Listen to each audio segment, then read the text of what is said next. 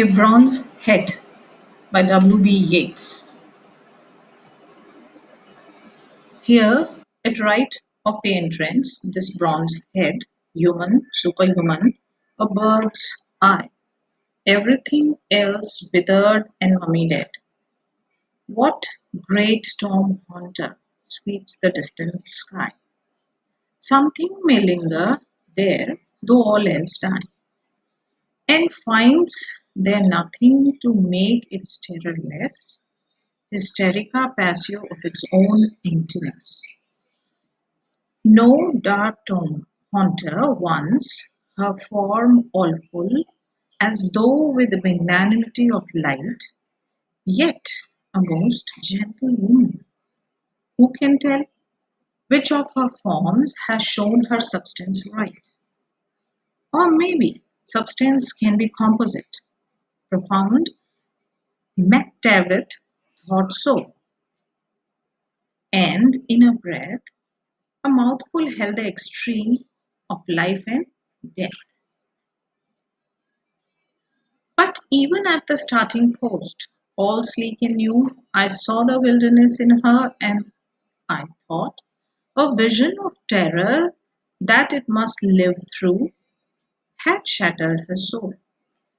Propinquity had brought imagination to that pitch where it casts out all that is not itself. I had grown wild and wandered murmuring everywhere, my child, my child.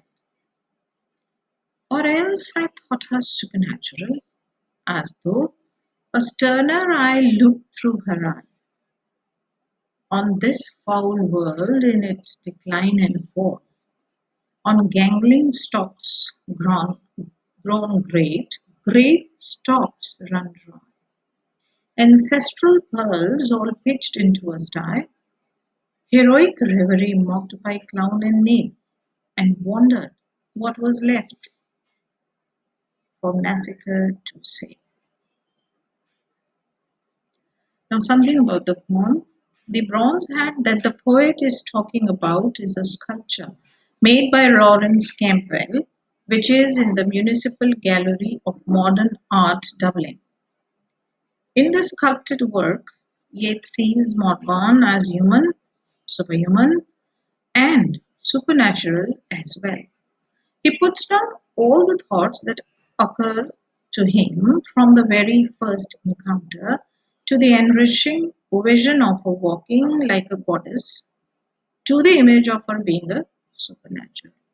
It is about the goddess of the muse in his heart whom Yeats loved and revered, although disillusioned with her now. The bronze head looks old, although magnificent.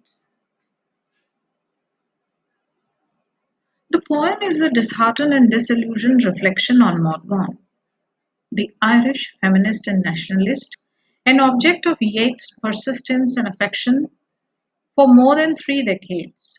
But his affection for her remained unrequited, despite his persistent proposals to her to marry him, and her constant rejection did not lessen his feelings for her, although he was deeply hurt when she chose another man. He even proposed to Morgan's daughter, who turned down his request. Still, he continued the spiritual union with Morgan and considered her as his muse. The poem, written in 1938, is a reflection on the unfulfilled love, but he is magnanimous in his reflections on her. Morgan is a living legend of passion, but lonely, who attends all political funerals. Her head had been cast in plaster by Lawrence Campbell in the Municipal Gallery in Dublin. Yeats' relationship coincided with war and the unrest in the world. Hysterica passio refers to the King Lear and means sheer madness, a famous phrase of Yeats to indicate the decadence of Irish public life of the time.